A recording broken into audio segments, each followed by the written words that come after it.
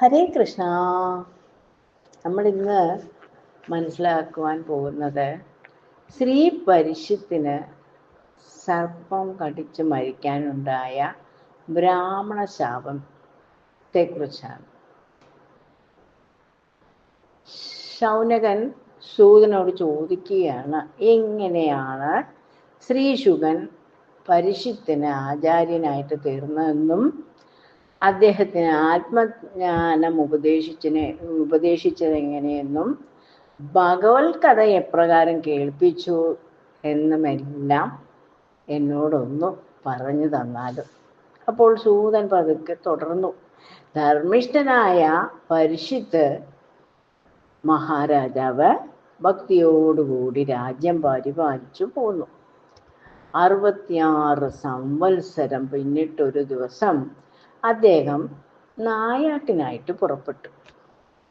ഉച്ചവെയിൽ കൊണ്ട് വളരെയധികം ക്ഷീണിതനായിട്ട് അദ്ദേഹം ദാഹിച്ചു വലഞ്ഞ് ജലം അന്വേഷിച്ച് ഒരാശ്രമ പരിസരത്തിലെത്തി.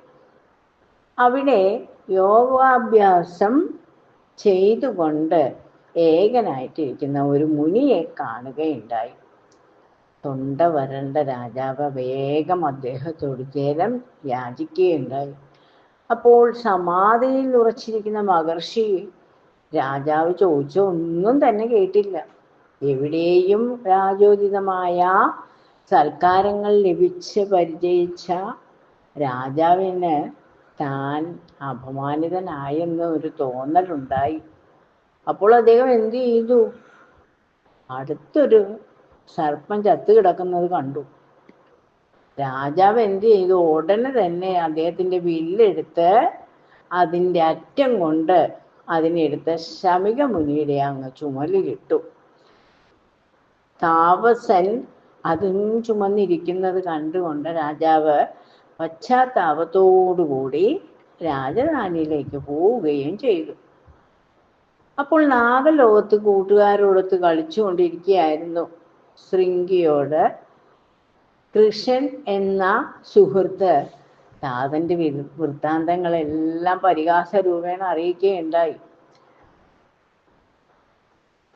നാഗവൃത്താന്തം അറിഞ്ഞ് കുപിതനായ ശൃംഗി പരീക്ഷിത്തിനെ ശപിക്കുകയാണ് ചെയ്തത്.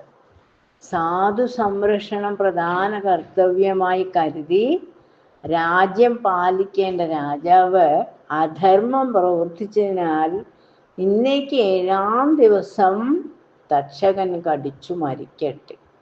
അനന്തരം എന്നായിരുന്നു അദ്ദേഹത്തിൻ്റെ ശാപം. അനന്തരം അച്ഛനെ ചെന്ന് കണ്ടു വണങ്ങി ആ സർപ്പശവത്തെ അദ്ദേഹത്തിൻ്റെ കഴുത്തിൽ നിന്നും എടുത്തു മാറ്റവേ മഹർഷി ധ്യാനത്തിൽ നിന്ന് അങ്ങ് ഉണർന്നു. തന്നെ നമസ്കരിച്ച് നിൽക്കുന്ന മകനെ കണ്ട് സംഭ്രമിച്ച് കാരണമെല്ലാം തിരക്കി. അപ്പോൾ ശമിക മുനിയുടെ മകൻ സർവവൃത്താന്തങ്ങളും അറിയിക്കുകയും ചെയ്തു. ഇത് കേട്ട മാത്രയിൽ ശമിക മഹർഷി പുത്രനോട് പറഞ്ഞു, നീ സത്യാവസ്ഥ അറിയാതെയാണ് ഈ വിധം പ്രവർത്തിച്ചത്. സപ്തവ്യസനങ്ങളാൽ രാജാക്കന്മാർക്ക് ചിലപ്പോൾ ഹൃദയ ദൗർലഭ്യങ്ങൾ ഉണ്ടാകാം.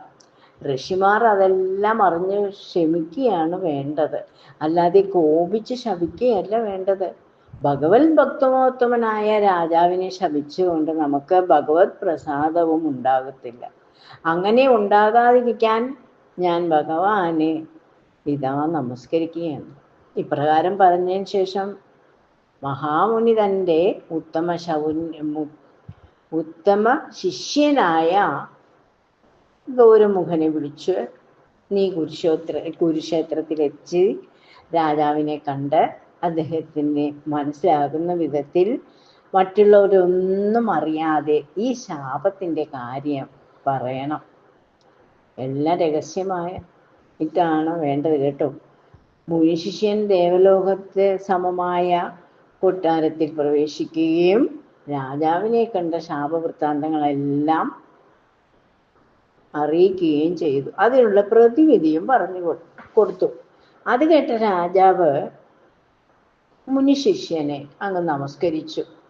അതിനുശേഷം അങ്ങേരെ അദ്ദേഹത്തിനെ സ്വീകരിച്ചിരുത്തിയിട്ട് പറയുകയുണ്ടായി, മുനിശിഷ്യ, പണ്ടേ മരിച്ചവനാണ് ഞാൻ. ഭഗവത് കാരുണ്യത്താൽ ഇത്രനാളും ജീവിച്ചു, ഇത് മതി എന്നാണ് പരമാത്മാവിൻ്റെ നിയോഗമെങ്കിൽ എന്തിന് സങ്കടപ്പെടണം? മുനിശാപം അതിനൊരു കാരണം മാത്രമല്ലേ? എൻ്റെ മരണ ദിവസം അറിയിക്കാൻ ആ മഹാത്മാവിന് തോന്നിയതും ഈശ്വരാധീനം കൊണ്ട് മാത്രമാണ്. എങ്കിലും ഭഗവാൻ ചെന്ന് പരലോകത്ത് എനിക്ക് നല്ലത് വരുവാൻ അനുഗ്രഹിക്കണമെന്നും താൻ ചെയ്തു പോയ അപരാധം ക്ഷമിക്കണമെന്നുമെല്ലാം അദ്ദേഹത്തോട് അറിയിക്കാനാണ് പരീക്ഷിത്ത് മഹാരാജാവ് ഭക്തിയോടുകൂടി തന്നെ പരനെയും ഒന്നായി കണ്ടുകൊണ്ട് ആ മുനിശിഷ്യനെ പൂപ്പുകൈകളോട് നമസ്കരിച്ചു, അയച്ചു. അതിനുശേഷം തൻ്റെ മനകർണികാന്തർഭാഗത്ത് സകലാത്മാവായ ഭഗവാനെയും ധ്യാനിച്ചുകൊണ്ട് ഭക്തിപൂർവം രാജ്യാദി സമസ്ത ഐശ്വര്യങ്ങളും എല്ലാം പുത്രനെ നൽകി ഇഹപരങ്ങളിലുള്ള ആസക്തി എല്ലാം വെടിഞ്ഞു ഭഗവത് സേവ ജീവിതവ്രതമായിട്ട് സ്വീകരിച്ചുകൊണ്ട് ഏകാന്ത മനസ്സനായിട്ട് ഗംഗാ നദീതീരം പ്രാപിച്ചു സദാ ദൈവഭക്തിയിൽ മുഴുകി മരണത്തെ അഭിമുഖീകരിക്കുവാൻ തയ്യാറായി. ബ്രാഹ്മണ ശ്രേഷ്ഠരായ വിഷവൈദ്യന്മാർ തക്ഷകദംശനത്തിൽ നിന്നും പരീക്ഷിത്തിനെ രക്ഷിക്കുവാനുള്ള സിദ്ധൌഷധങ്ങളും മന്ത്രങ്ങളും യന്ത്രങ്ങളും മൃത്യുഞ്ജയ കർമ്മങ്ങളും ഹോമങ്ങളും എല്ലാം ആരംഭിച്ചു. തച്ചന്മാരെ വിളിച്ച് ഗംഗാനദിയുടെ നടുവിൽ ഒരു സ്തംഭമുണ്ടാക്കി അതിലൊരു പ്രാസാദവും പണി കഴിപ്പിച്ചു. അവിടെ ദാനധർമാദികളെല്ലാം ചെയ്ത് നിരാഹാര വ്രതം അനുഷ്ഠിച്ചുകൊണ്ട് ദർഭവിധിയിൽ വടക്ക് ദിക്ക് നോക്കി മോക്ഷപ്രാപ്തി കിട്ടുവാൻ ആഗ്രഹിച്ചുകൊണ്ട് അങ്ങ് വസിച്ചു.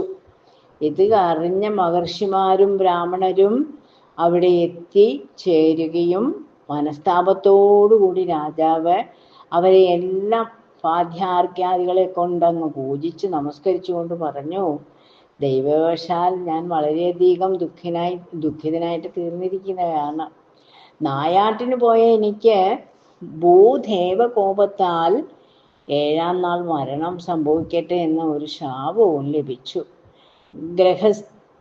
ഗ്രഹസക്തനും നീചകർമ്മം ചെയ്തവനുമായ എനിക്ക് ഈശ്വരൻ തന്ന അനുഗ്രഹമായിരിക്കും ഇത്. എനിക്കിതിൽ ഒരു ദുഃഖവുമില്ല കേട്ടോ.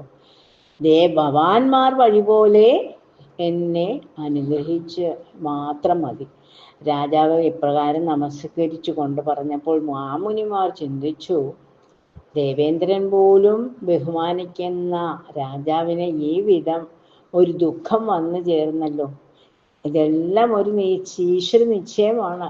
അറിയാതെ ചെയ്തു പോയ അപരാധത്തിന് കിട്ടിയ ശാപമാണെങ്കിലും ബ്രാഹ്മണ ശാപം തടുക്കാവുന്നതല്ല. അതിനാൽ എല്ലാവരും വേദോച്ചാരണങ്ങളോടുകൂടി 7 രാത്രി കഴിവോളം അവിടെ തന്നെ ശ്രീകൃഷ്ണനെ സേവിച്ചുകൊണ്ട് കഴിയണമെന്ന് തീരുമാനിച്ചു.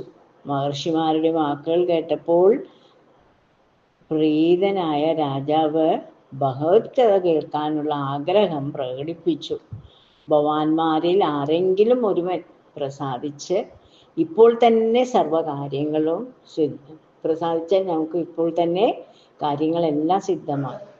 നിങ്ങൾ എന്നിൽ അതിവാത്സല്യത്തോടുകൂടി അഭിയുക്തന്മാരായി ഇവിടെ വസിച്ചാൽ മനുഷ്യ ജന്മത്തിൻ്റെ ഫലം എനിക്ക് സിദ്ധിച്ചിരിക്കുന്നു. ഭഗവത് പദയുഗ്മമല്ലാതെ എനിക്ക് മറ്റൊരാശ്രയവുമില്ല.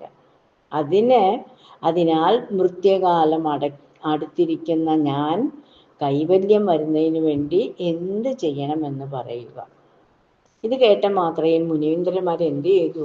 ഭഗവത് ഭക്തിയിൽ മുഴുകിയിരിക്കുന്ന ചക്രവർത്തിയായ രാജശ്രേഷ്ഠനെ പരഗതി ലഭിക്കുന്നതിന് എളുപ്പമായ മാർഗം വേദാന്ത ശാസ്ത്രാദികളിൽ ഏതാണെന്ന് പറഞ്ഞു കൊടുക്കുവാൻ കഴിയാതെ അങ്ങ് വലഞ്ഞു. അപ്പോഴാണ് വ്യാസപുത്രനും മഹർഷിയും സർവലോകാനുഗ്രഹത്തിനായി ഗർഭസ്ഥനായ അന്ന് തന്നെ ജനിച്ചവനും ദിഗംബരനും സുന്ദരനുമായ നരേന്ദ്ര വൃത്താന്തങ്ങളെല്ലാം അറിഞ്ഞവനുമായ ശ്രീശുകൻ ഭഗവാന്റെ നിയോഗമനുസരിച്ച് അഗ്നിയെ പോലെ പ്രകാശിച്ചുകൊണ്ട് അങ്ങ് അവിടെ അവതരിച്ചു.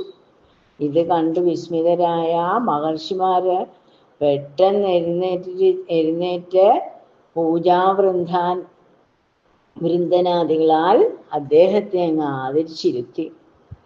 അപ്പോൾ സംഭ്രമിതനായിട്ടുള്ള രാജാവും പ്രശാന്തനും സർവജ്ഞനുമായ ശ്രീശുകനെ യഥോചിതം പൂജിച്ച് ഭദ്രപീഠത്തിൽ അങ്ങിരുത്തി. അപ്പോൾ മാമുനി പറഞ്ഞു, രാജശ്രേഷ്ഠനായ അങ്ങും ആസനത്തിൽ ഉപവിഷ്ടനാവുക. മറ്റുള്ള ശ്രേഷ്ഠന്മാരും ബ്രാഹ്മണരും ശ്രീകൃഷ്ണ വിശ്വാസഭക്തിയോടുകൂടി പ്രാർത്ഥിച്ചിട്ടുകൊണ്ട് അങ്ങനെ ഇരിക്കുക. എല്ലാവരും ഉപവിഷ്ടരായപ്പോൾ മഹർഷിമാർ പരീക്ഷിത്തിനോട് പറഞ്ഞു, ഞങ്ങളോട് ചോദിച്ച ചോദ്യം മടിക്കാതെ ശ്രീശുകനോടും ചോദിച്ചുകൊള്ളൂ. അപ്പോൾ അദ്ദേഹം സർവജ്ഞനായ മുനിശ്രേഷ്ഠൻ സർവ സന്ദേഹങ്ങളും തീർക്കുമെന്നതിന് സംശയമേ വേണ്ട. ഈ ദിവ്യ സംവാദം വരാൻ പോകുന്ന കലിയുഗത്തിൽ പരോപകാരത്തിനുള്ളതായി അങ്ങ് തീരും. കൽപ്പാന്ത കാലത്തോളം നമുക്കെല്ലാം കീർത്തിയും ഉണ്ടാകും. വീണ്ടും വീണ്ടും മഹർഷിമാർ ആജ്ഞാപിക്കുന്നത് കേട്ടുകൊണ്ട് രാജാവ് വ്യാസപുത്രന്റെ പാദത്തിൽ നമസ്കരിച്ച് കൈകളോടുകൂടി പറഞ്ഞു, അജ്ഞനായ അടിയനെ അനുഗ്രഹിക്കുവാനായിട്ടാണല്ലോ അങ്ങ് എഴുന്നള്ളിയിരിക്കുന്നത്. അതിനാൽ എൻ്റെ ജന്മം തന്നെ സഫലമായിരിക്കുകയാണ്. നിത്യവും സജ്ജന സംസർഗമുണ്ടാകുന്ന മർത്യന് ഇഹലോകങ്ങളിൽ പുണ്യം വർദ്ധിക്കുകയും ചെയ്യും. പുണ്യക്ഷേത്രങ്ങളും തീർത്ഥങ്ങളും നിരന്തരം സേവിക്കുന്നവർക്ക് പോലും ലഭിക്കാത്ത ഭാഗ്യമാണ് സജ്ജന ദർശനം കൊണ്ട് ഉണ്ടാകുന്നത്. സജ്ജനങ്ങൾക്ക് പാതകങ്ങളെ പരിപാവനമാക്കുന്നു. ആകയാലോ എൻ്റെ മനസ്സിലുണ്ടായ ഈ അപമാനം ബ്രാഹ്മണാദി അഖിലരിലും ഉണ്ടാകരുത്. എനിക്ക് ജന്മാന്തരങ്ങളിലും മനസ്സിൽ ബ്രാഹ്മണ ഭക്തിയും വിഷ്ണു ഭക്തിയും അങ്ങ് ഉണ്ടാകണം. എനിക്ക് ഏറ്റ ശാപത്തിന് 7-ാം ദിവസം ഞാൻ മരിക്കുമെന്നുള്ളതും നിശ്ചയമാണ്. അതിനാൽ പരലോകപ്രാപ്തി അടുത്തിരിക്കുന്ന മനുഷ്യന്റെ കർത്തവ്യം എന്താണെന്നും അവൻ ആദ്യം ചെയ്യേണ്ടത് എന്താണെന്നും കേൾക്കേണ്ടത് എന്താണെന്നും വന്ദിച്ചു പൂജിക്കേണ്ടത് ആരെയാണെന്നും ചെയ്യാൻ പാടില്ലാത്തത് എന്തെല്ലാമാണെന്നും ഇതെല്ലാം സംശയം ലേശമന്യേ അങ്ങ് എന്നോട് അറിയിക്കണം. ഹേ പരമാത്മാവേ, അങ്ങയുടെ ദാസനായ അടിയനെ അനുഗ്രഹിക്കുക. ഇങ്ങനെ പറഞ്ഞുകൊണ്ട് സ്തുതിച്ചുകൊണ്ട് ഗുരുവിനെ സമക്ഷം രാജാവ്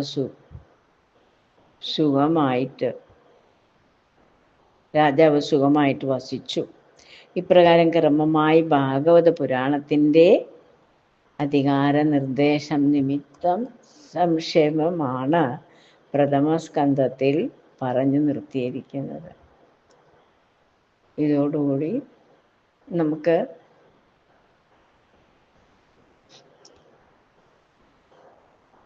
പ്രഥമ സ്കന്ധം പൂർണ്ണമാകുന്നു. ബാക്കി ഭാഗങ്ങൾ നമുക്ക് പിന്നീട് മനസ്സിലാക്കാം. ഹരേ കൃഷ്ണ.